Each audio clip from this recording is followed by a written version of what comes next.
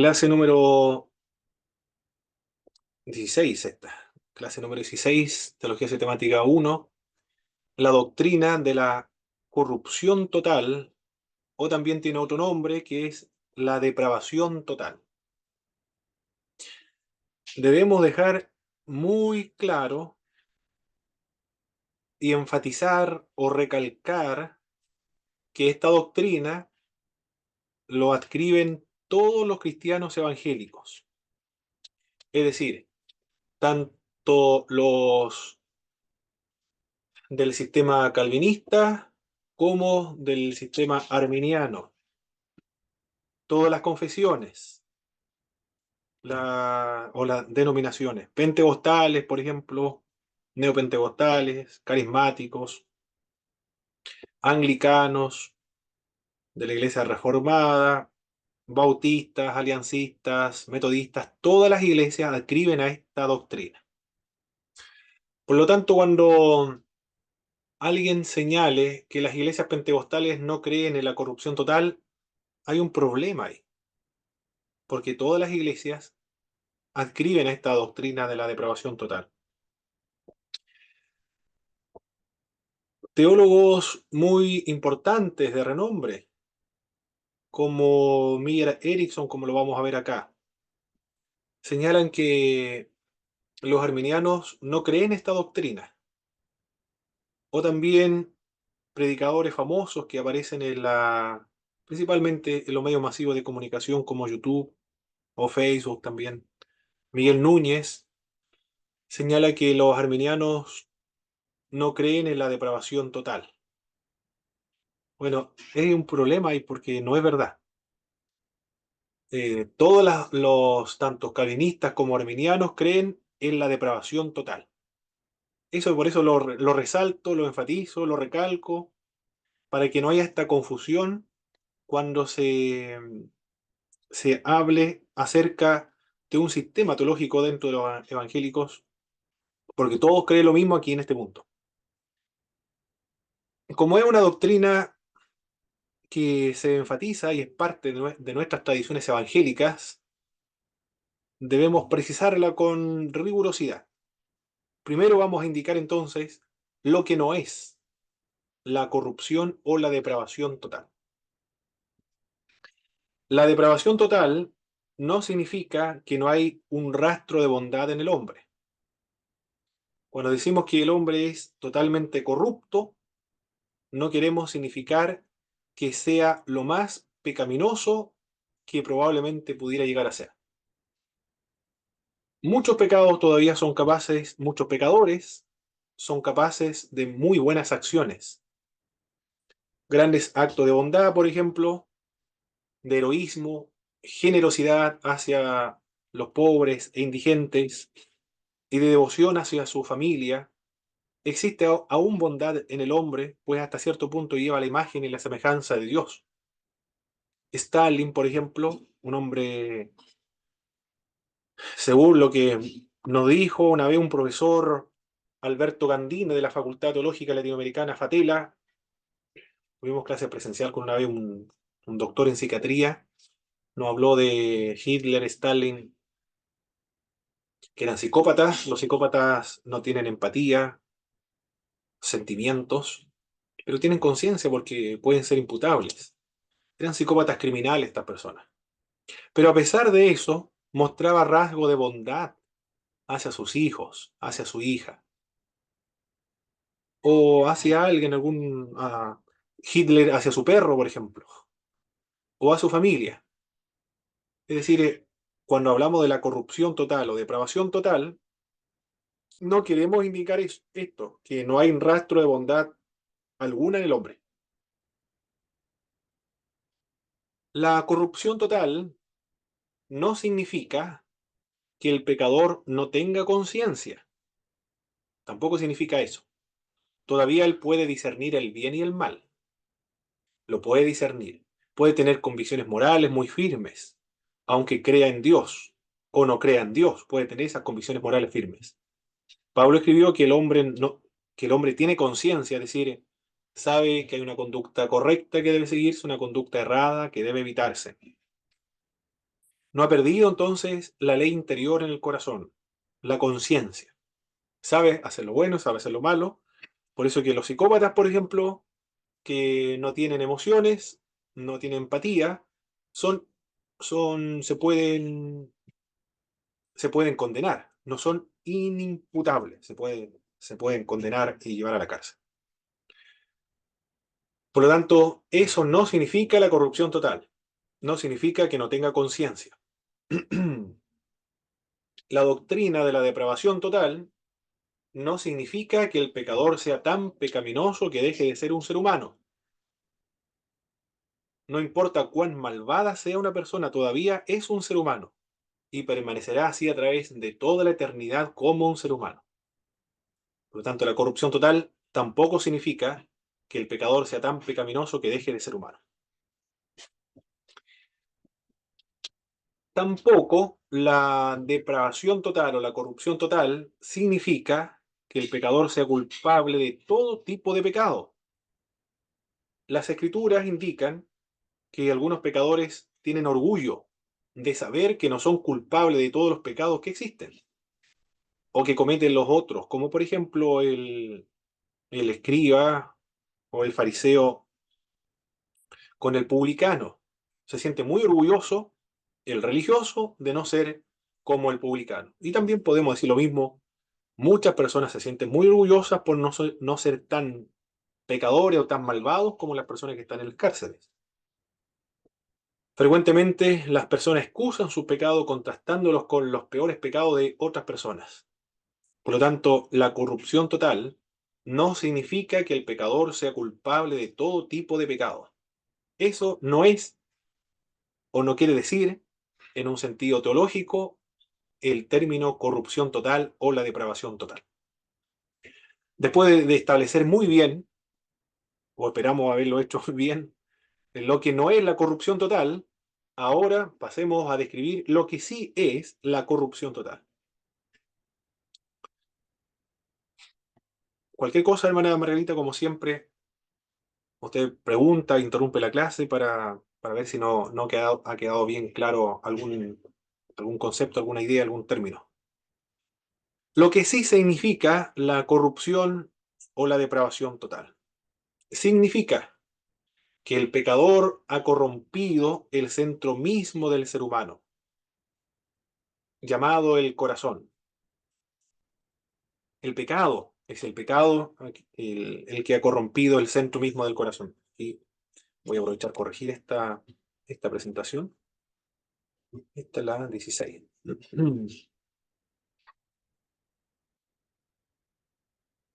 A ver, el pecado es la palabra aquí.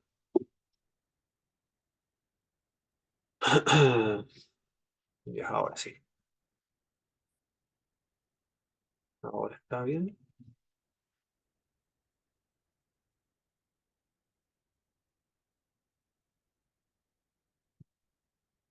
Significa entonces que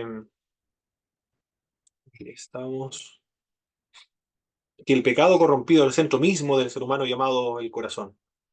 El pecado no es meramente accidental para el hombre. No es como si solo una pequeña parte de su vida esté corrompida por el pecado. El pecado es como un cáncer que afecta todo el cuerpo más que un corte sufrido en la piel que es pequeño. El- la corrupción total está en el centro del corazón y se ha irradiado a través de todo su ser, de todas sus áreas.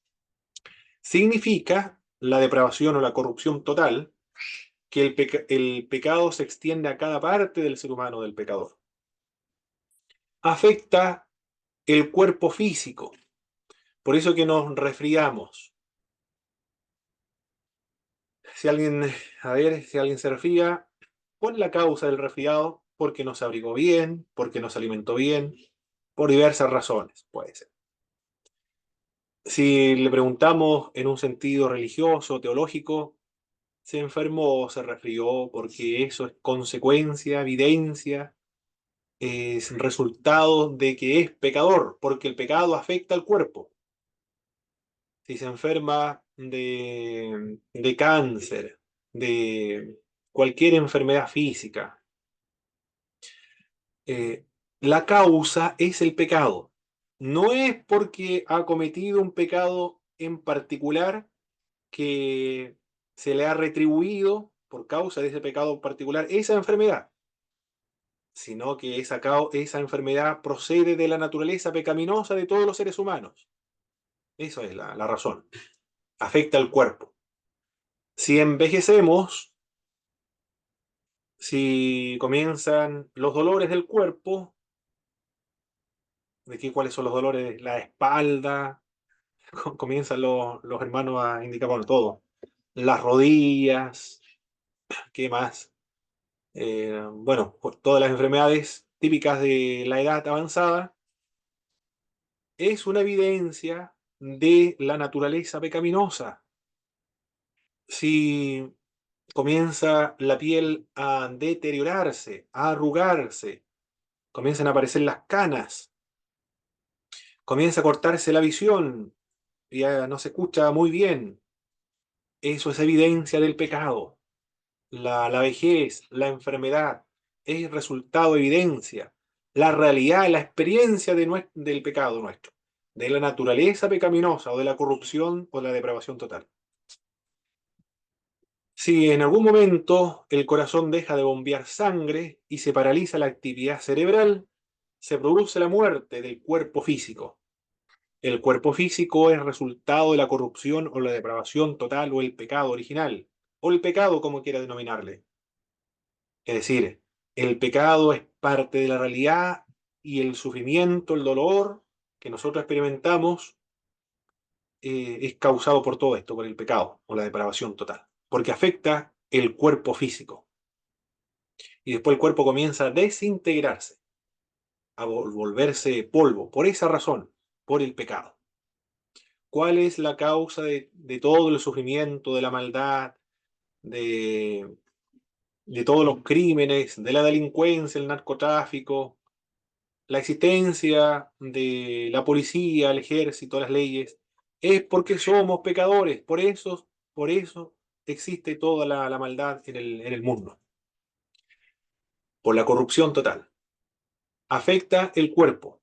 También afecta el pecado, la mente y el corazón. Porque la mente se usa para fines malvados, para pensar iniquidad, para maquinar mal. Los estafadores ocupan su cerebro, su inteligencia, reflexionan, meditan, ven las posibilidades de cómo poder estafar a otros, qué métodos utilizar para estafar.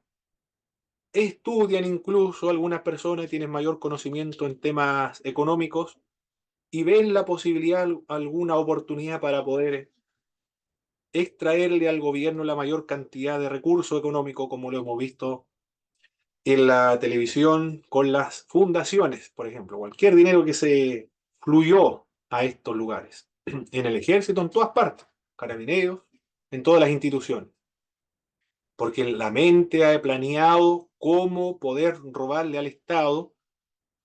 Los delincuentes planean cómo poderle robar a los ciudadanos, afectado también la mente. Su pensamiento se vuelve envanecido. Su mente está cubierta de un manto de oscuridad en cuanto al conocimiento de Dios, porque la mente ha sido afectada por el pecado. No conoce a Dios, porque el pecado le ha cegado en cuanto a la comprensión y al conocimiento de Dios.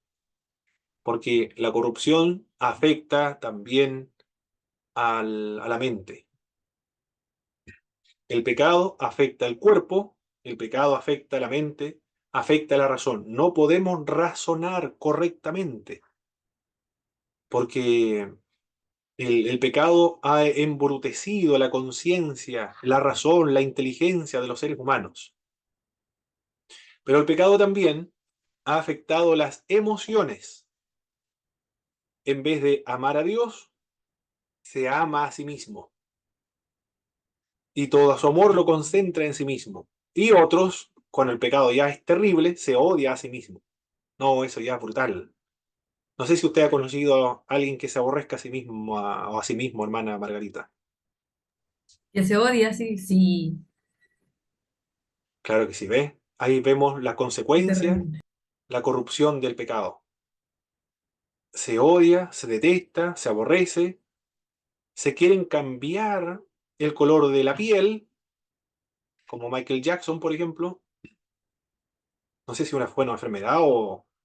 Bueno, el tema es que se cambió la piel brutalmente. Otros se quieren cambiar su sexualidad, se operan para volverse hombre o se operan para volverse mujer.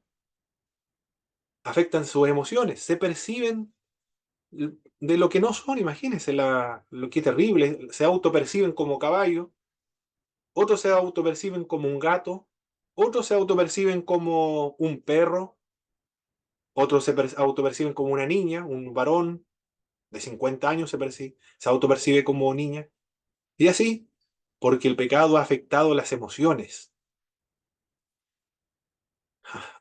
Se ama a sí mismo algunos intensamente, ahí ya sería vanaglorioso, o se aborrece, se vuelve depresivo, se quiere quitar la vida, que una depresión fuerte. El pecado ha causado todos estos problemas emocionales. ¿Por qué hay tantas investigaciones, psicólogos, psiquiatras? Por causa del pecado, porque nos enfermamos emocionalmente también. No estoy diciendo que no consultemos los psicólogos, los psiquiatras. Nos ayudan bastante cuando tenemos problemas, porque nos enfermamos también emocionalmente. A mi hijo, cuando estaba pequeño, lo llevamos al psicólogo para que nos ayudara a, a poner reglas, porque no sabíamos poner reglas. Ayuda a los psicólogos en ese sentido. Por lo tanto, pero es porque afecta al pecado las emociones. Afecta también el pecado, afecta la voluntad de los seres humanos. El pecado debilita la voluntad, corrompe la voluntad. El pecador puede intentar hacer el bien y luego descubre que su voluntad es demasiado débil para poder llevar a cabo este bien que quería hacer. El apóstol Pablo dice esto: el bien que yo quiero no puedo hacerlo, sino el mal que no quiero, eso hago. Porque el pecado ha afectado su voluntad, la debilita y la corrompe. Eso es la corrupción total o la depravación total. El pecado entonces se extiende a cada parte del ser pecador. Afecta el cuerpo, afecta la mente, afecta la razón, afecta las emociones, afecta la voluntad, la debilita y la corrompe. Ahora vamos al siguiente punto de lo que significa la corrupción o la depravación total. Significa que no importa cuán buena pueda ser la acción de un pecador, no puede ser enteramente buena porque es hecha con motivos equivocados. No importa las buenas obras que realice el hombre. Si no es cristiano, lo realiza con los motivos equivocados. Y de hecho, si es cristiano, también puede que realice la acción con fines equivocados. Y la Biblia lo menciona. Para que una acción sea hecha con el motivo correcto, debe ser hecha por amor a Dios, porque le ama.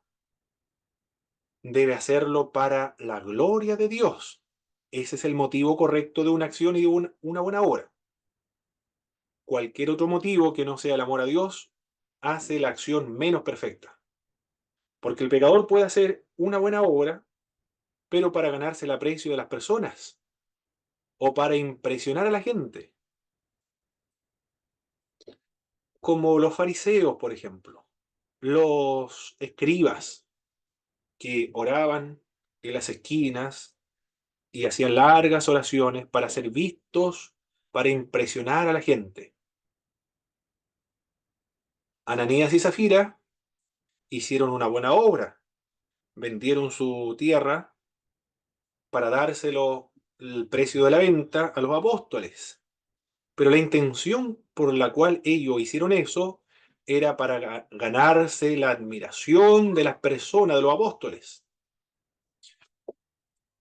Además aprovecharon mentir, dijeron toda la venta lo hemos depositado a los apóstoles, no. En realidad fue una parte nada más. Era para impresionar. E incluso las predicaciones, aunque usted no lo crea, el apóstol Pablo dice que algunos predican por contienda, otros predican por vanagloria, otros predican para aumentar las opresiones de mis cadenas, la intensidad de mis cadenas, y otros predican de buena voluntad. Otros predican, dentro del mundo cristiano, para impresionar al resto. Otros predican para ejercer autoridad sobre la iglesia o control sobre la iglesia. Otros para autosuperarse o vencer una debilidad que ellos tengan. O despertar la admiración de los hermanos, el reconocimiento de los hermanos. Si no es para la gloria de Dios y por el amor a Dios, cualquier obra entonces es una obra que se hizo con motivos equivocados. También significa que, el otro ejemplo faltaba, la Teletón, por ejemplo, cualquier obra de beneficencia. Toda buena obra es, si se hace con los motivos equivocados, no cuenta delante de Dios porque deben ser para la gloria de Dios, por amor a Dios. La corrupción total o la depravación total significa que el pecador es del todo incapaz de venir a Dios a menos que Dios le dé la capacidad de hacerlo así. Es decir, está inhabilitado el pecador para buscar a Dios. No puede creer por sí mismo. No puede buscar a Dios, no se puede arrepentir, no tiene ninguna inclinación hacia lo espiritual porque está muerto espiritualmente. Esa es la idea de la corrupción total. La capacidad del pecador en busca de Dios se le llama la gracia preveniente. Aquí tengo que explicar esta doctrina que es muy importante. Acá lo voy a explicar.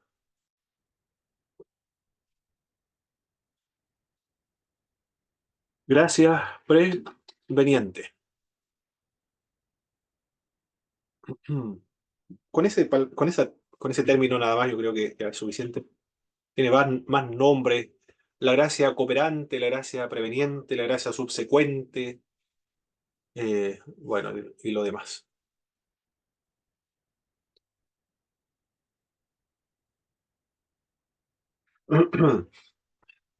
Bien, estamos viendo entonces del el hombre no puede creer, no puede arrepentirse, no puede, no puede buscar a Dios porque está inhabilitado, está muerto.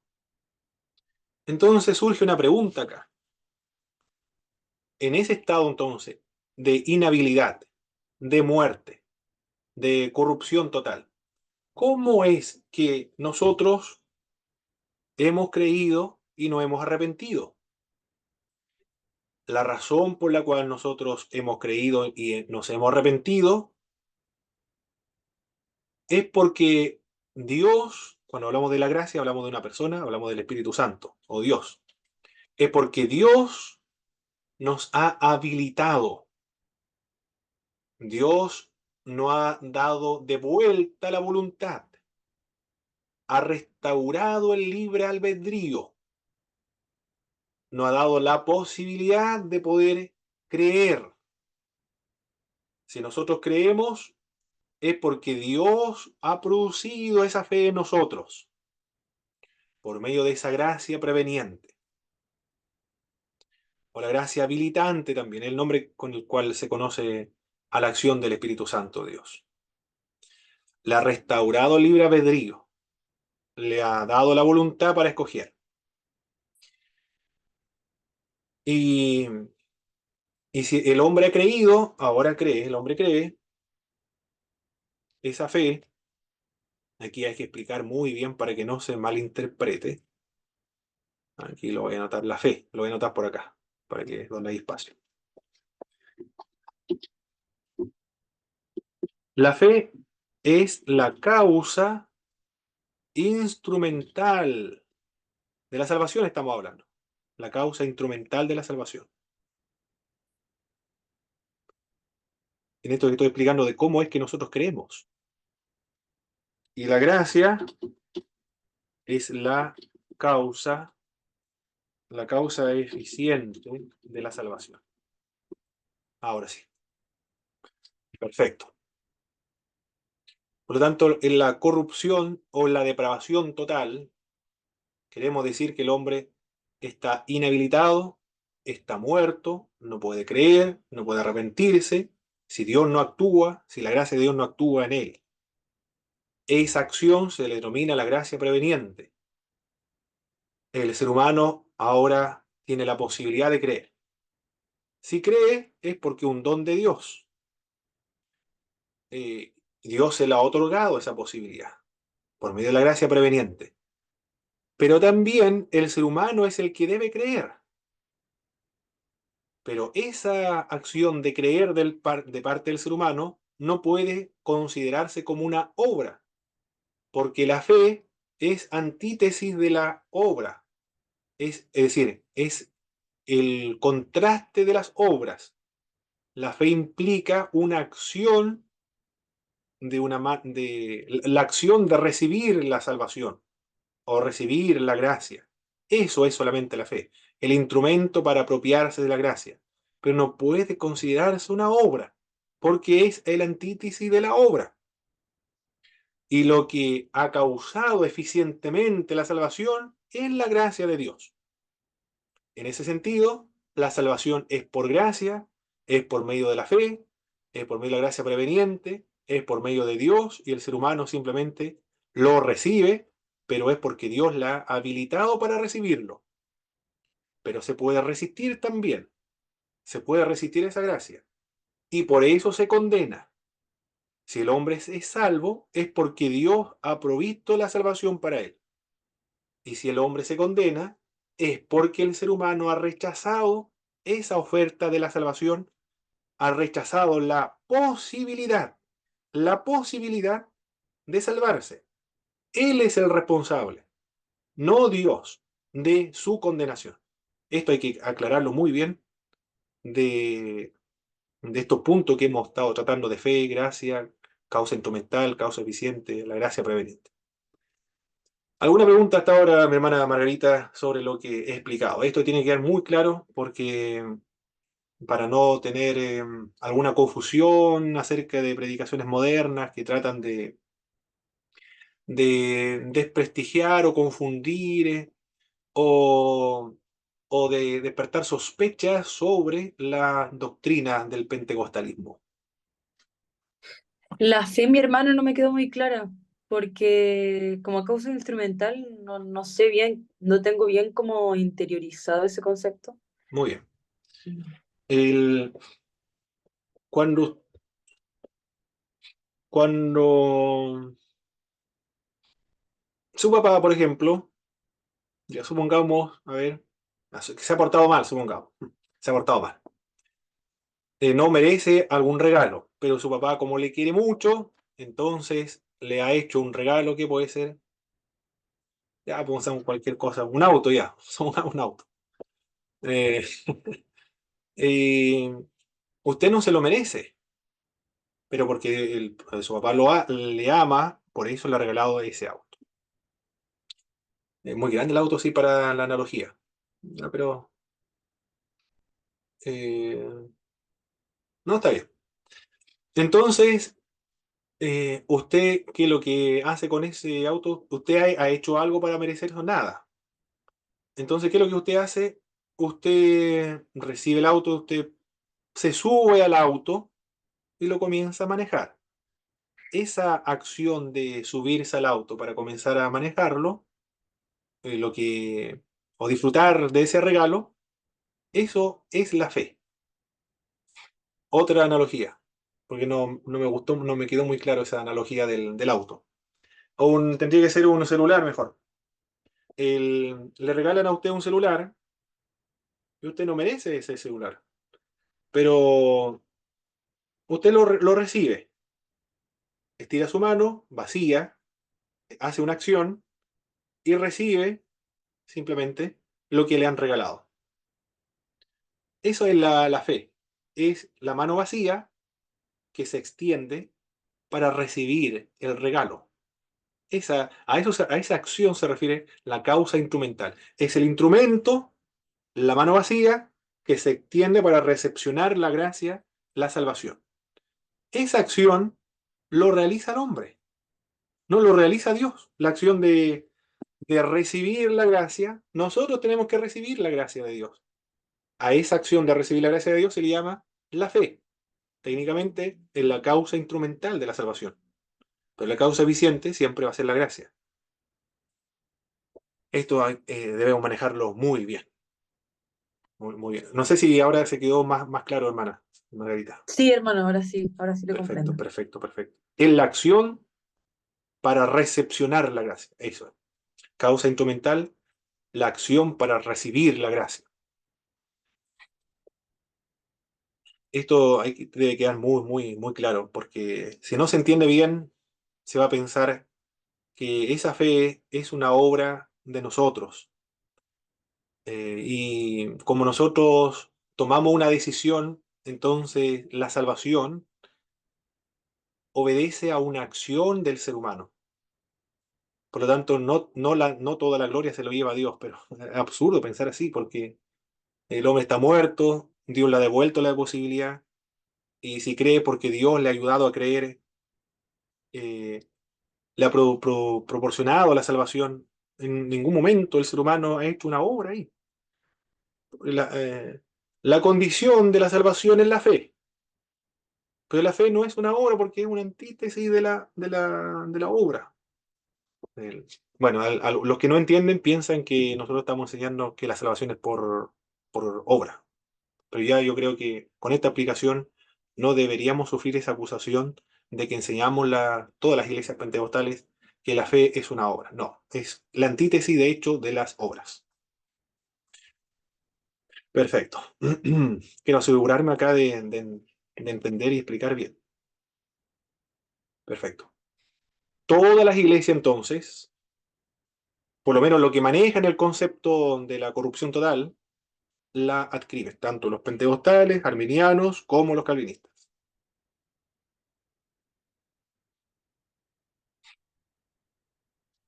Teorías ahora de el pecado original, teorías del pecado original. Es decir, explicaciones de cómo es que el pecado se ha transmitido hacia nosotros. Si Adán y Eva fue el que cometió el pecado. Hay tres teorías que presenta por lo menos el libro que estoy utilizando acá. Es este de Mira Erickson.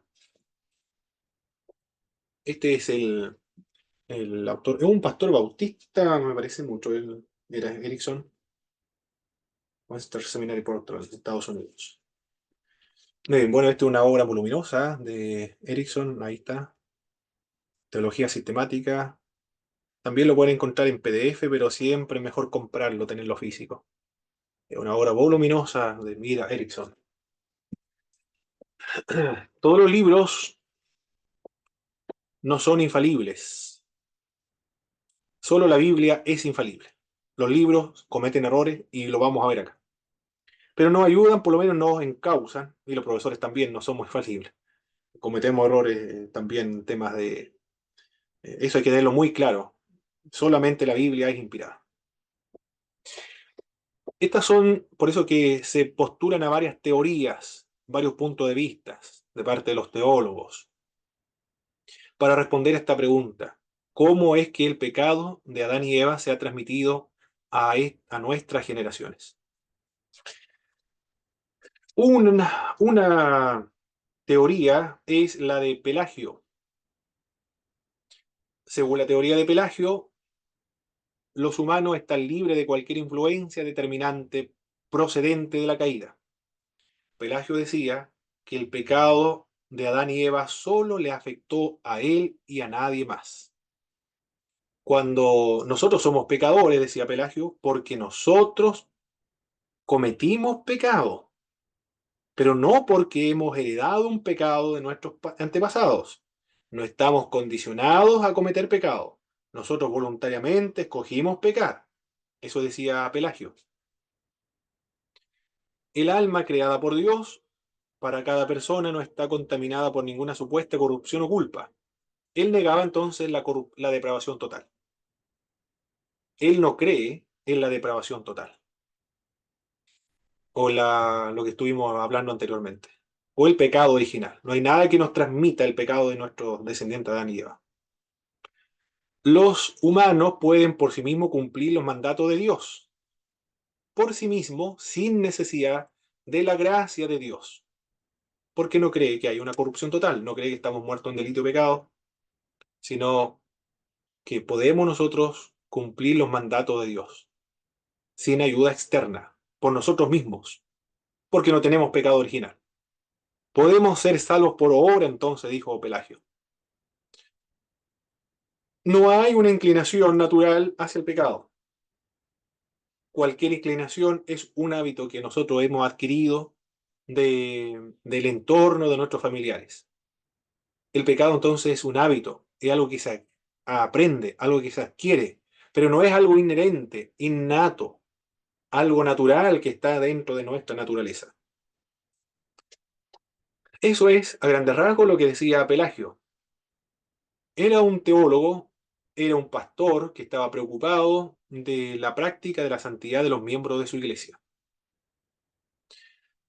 Por lo tanto, se entiende por qué llegó él a esa conclusión, porque él quería que la gente se comportara y viviera conforme a su fe, que se comportara cristianamente, porque decían mucho en esa época que eran cristianos, pero sin embargo seguían robando, mintiendo, estafando, diciendo grosería, insolencia. No había ninguna diferencia entre un cristiano y una persona mundana.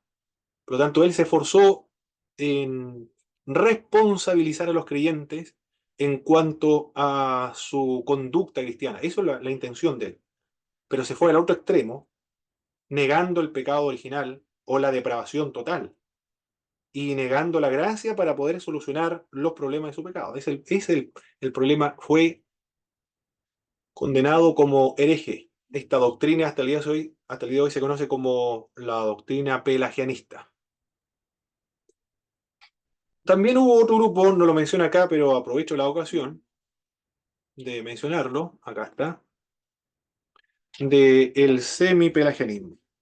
Semipelagianismo. ¿Quién enseñó el semipelagianismo? Algo muy parecido a Pelagio, parecido nada más, no es lo mismo, no lo mismo que Pelagio, decía que el pecado afectó la naturaleza humana, pero parcialmente nada más. Por lo tanto, el semipelagianismo no hablaba acerca de la depravación total. El pelagianismo entonces hablaba de algo diferente. Postulaba a la depravación, a la depravación parcial. Ahí está. Depravación parcial nada más. No total, sino depravación parcial. Parcialmente el pecado afectó el libre albedrío, la voluntad y la naturaleza humana, pero no totalmente. Ambos son herejías, tanto el pelagianismo como el semipelagianismo. Pelagio no cree en la corrupción total. El semipelagianismo en la depravación parcial. A este tipo, a este tipo, aquí tengo que anotarlo, esto de acá. Al semipelagianismo, y lo borré ahí, pero no importa. Al semipelagianismo y al pelagianismo se le denomina sinergismo. El sinergismo. Ahí está. ¿Qué significa sinergismo? No sé si es la primera vez que escucha este término, hermana Margarita. Sí, mi hermano. Perfecto. No. He escuchado sinergia, pero tampoco sé qué significa así muy bien. Ah, perfecto. Bueno, es un término teológico que habla acerca de dos personas o dos entes, dos fuerzas que obrar conjuntamente. Esa es la idea de sinergismo. El sinergismo apunta al pelagianismo y al semipelagianismo. Aquí hay que tener mucho cuidado con el uso de los términos.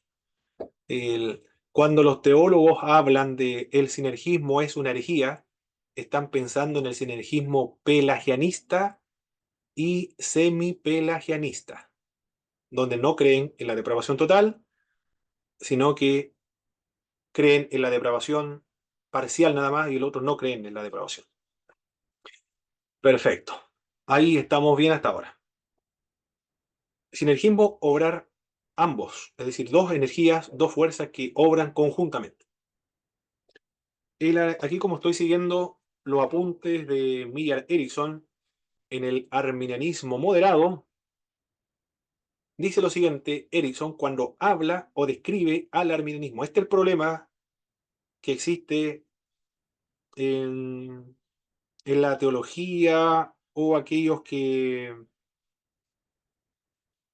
comienzan a hablar de temas que son un poco complejos en los sistemas teológicos. Una de las recomendaciones, hermanas y hermanos también de lo que van a ver esta clase posteriormente, las recomendaciones, los trabajos de investigación, cualquier investigación que sea, de todos los niveles, bachiller, licenciatura, magíster o doctorado, siempre se debe usar las fuentes primarias de investigación. Fundamental. No depender de fuentes secundarias o fuentes terciarias para hacer un trabajo de investigación. Se utilizan, pero para llegar o para interpretar las fuentes primarias, pero estas siempre van a ser la más importante, las fuentes primarias. Por lo tanto, cuando alguien que no es arminiano describe la doctrina arminiana, debe leer a Jacobo Arminio o leer a los teólogos arminianos. Si no los lee, y cuando presente el arminianismo va a cometer este error que cometió Millard Erickson. Dice Millard Erickson acerca del arminianismo. Recibimos de Adán una naturaleza corrupta. Eso es lo que enseña efectivamente el arminianismo. Hasta ahí va bien. Somos incapaces, sin la ayuda divina, de cumplir los mandamientos de Dios. Perfecto. También está muy bien ahí hasta ahora lo que está diciendo o lo que está presentando Millard Erickson acerca de lo que presenta o enseña el arminianismo. Luego dice, esta incapacidad es física y es intelectual, pero no volitiva. Ahí está el problema. Ese es el problema. O es la negligencia, o es la incomprensión.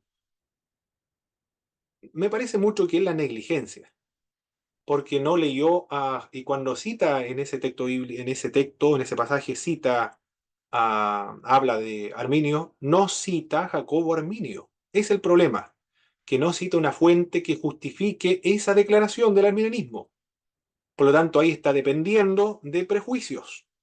Eso es negligencia en su trabajo teológico esto, porque está haciendo una teología sistemática.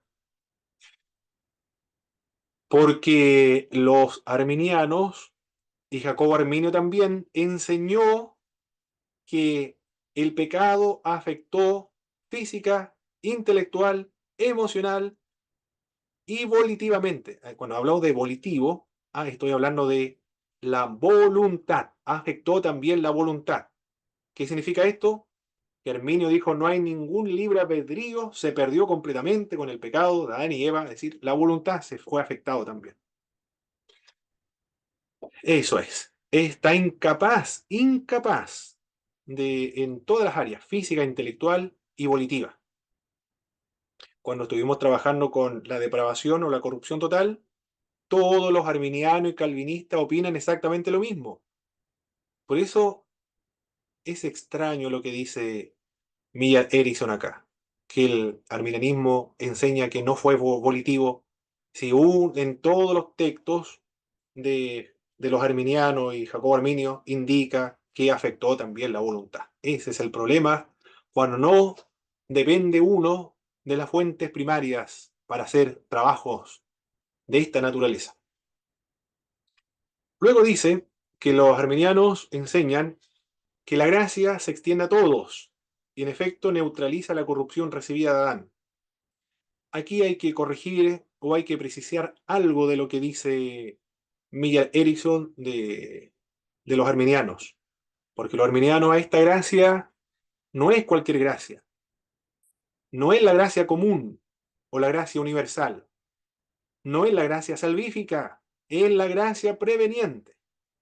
Y cuando hablamos de la gracia preveniente, es la gracia que está antes, que habilita, que restaura el libre albedrío, la voluntad para poder creer. Eso es lo que nos hace Erickson, por eso lo precisé ahí con letras rojas. Perfecto. Sigamos entonces. Estamos viendo, precisando también, corrigiendo algunos apuntes de Erickson acerca de las diversas teorías del pecado original. En el pelagianismo es una herejía, el semipelagianismo también. En el arminianismo ahí tuve que corregir lo que señalaba Erickson acerca de lo que menciona el arminianismo. Por medio de la gracia preveniente, el arminianismo señala que cuando no han llegado al estado de madurez, los seres humanos no son responsables de sus pecados, por eso que todos los niños que mueren se van al cielo, por esa razón, porque la sangre de Cristo produjo o potenció la salvación para todos hasta que no hayan llegado al grado de la responsabilidad. Ahí sí se hacen culpables. Por lo tanto, los niños que mueren sin, eh, sin llegar a ese estado de adultez, entonces todos se van al cielo. Algunos calvinistas señalan que aquellos niños que mueren, por ejemplo, que están los fetos, por ejemplo, si no estaban destinados a la salvación, entonces se van a la perdición. No todos enseñan lo mismo, pero algunos sí. Es una, una doctrina compleja aquí, de señalar que los niños que no han sido escogidos se van al infierno. Otros se limitan a decir no sé lo que ocurre. El calvinismo ahora, en cuanto a cómo es que se transmite la naturaleza pecaminosa de todos los seres humanos, de Adán y Eva, a sus descendientes. Hay una conexión definitiva o definida entre el pecado de Adán y todas las demás personas. La muerte se ha transmitido de Adán a todos los hombres. Enfoque de la conexión del pecado de Adán y el de nosotros. Dos explicaciones. Aquí, como estamos viendo teorías, no es una enseñanza, no es un dogma, que esto es lo que se debe creer y si no cree lo contrario está errado. Acá, en estos dos puntos, puede ser una o puede ser la otra, de acuerdo a las teorías de la creación del alma. Una de estas es la cabeza federal. Los seres humanos reciben su naturaleza física por herencia de sus padres, pero el alma ha sido creada especialmente por Dios para cada individuo y se une al cuerpo en el nacimiento. Adán era nuestro representante, él actuó en nosotros o en todos nosotros. Cuando Adán pecó, todos nosotros pecamos en él. Esta viene de la teoría de del creacionismo en cuanto al alma, lo implanta Dios dentro de un cuerpo pecador y por eso es pecador, una especie de imputación del pecado de Adán. Una analogía para explicar el origen del pecado o cómo nosotros heredamos el pecado de Adán y Eva. Cuando si Boris, por ejemplo, nuestro presidente, toma una decisión fatal de emprender una guerra, ¿con quién puede ser? Con Rusia. El que tomó la decisión fue él, porque él es representante del país, pero todo el país se va a ver afectado por esa decisión. Con la selección chilena también podremos decirlo. 11 jugadores representan a todo un país y la decisión que ellos tomen o los resultados que ellos realizan en su partido afecta también a todo el país. Esa es la explicación que se da de la cabeza federal. Adán y Eva eran cabeza federal de la humanidad, representaban a toda la humanidad. Por lo tanto, cuando ellos pecaron, todos nosotros sufrimos las consecuencias del pecado de Adán y Eva porque ellos eran nuestros representantes. La segunda teoría, que explica la herencia del pecado original o el pecado de Adán y Eva en todos nosotros. La cabeza natural. El alma la recibimos por transmisión de nuestros padres, de la misma manera que recibimos nuestra naturaleza física. Acá la teoría que se está adoptando es el traducianismo. Adán y Eva procrean a otra vida, a otra persona, no físicamente solamente, sino integralmente, incluyendo el elemento espiritual que es el alma. En ese sentido, Adán y Eva son co-creadores integrales de Dios. Y por esa razón, como el alma de Adán y Eva está infectada, al crear vida en la procreación, el alma también de los hijos nacen infectados porque lo extraen de Adán y de Eva. Así se explica la razón por la cual nosotros hemos heredado la naturaleza pecaminosa y por qué nosotros nacimos en pecado, somos formados en maldad. No sé cuál de las dos teorías a usted le resulta más convincente o adecuada o consecuente o se inclina a adoptar, hermana Margarita.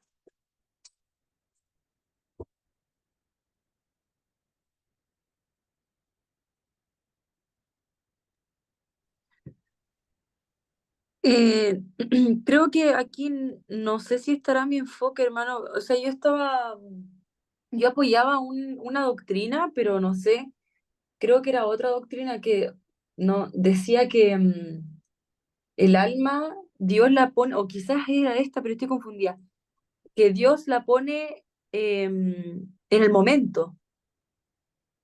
Cuando se O, produce la concepción, sí, es el creacionismo, la cabeza federal.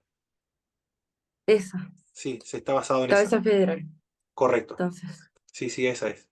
Que lo pone, Dios crea el alma, cuando se produce la concepción, en un cuerpo que ya está corrompido. Y por eso hereda la naturaleza pecaminosa de un cuerpo ya corrompido. sí, pero no sé si El... estará bien o no. O sea, me acuerdo que igual lo dije en la clase pasada. No sé si estará bien o no. ¿Yo puedo apoyar eso o no es necesario que apoye ninguna o tengo que definirme? No, no, no. Hay que presentar las tres nada más. Es lo importante tener. Acá como son dos, y la otra también eran dos, traducianismo y creacionismo, porque la otra doctrina de la preexistencia de las almas no se puede adoptar, porque la Biblia nos dice que nosotros fuimos creados en el cielo, por ejemplo, antes de haber creado la tierra, y después Dios envía el alma cuando se produce la concepción acá en la tierra. No, no dice eso la escritura. Es una teoría nada más. Por lo tanto, hay dos teorías posibles. Sería creacionismo o traduccionismo. Acá tendría que ser o cabeza federal o cabeza natural. Yo me inclino más acá a pensar personalmente, nada más personalmente, de la cabeza natural. Eh, Aunque la federal igual se van conjugando uno en los libros de teología, uno encuentra uno y otro, y otra explicación. Lo importante es tener las dos explicaciones a la mano para explicar de alguna manera cómo es que nosotros hemos heredado la naturaleza pecaminosa de Adán y de Eva. Perfecto. Eso es lo que teníamos que trabajar hoy día.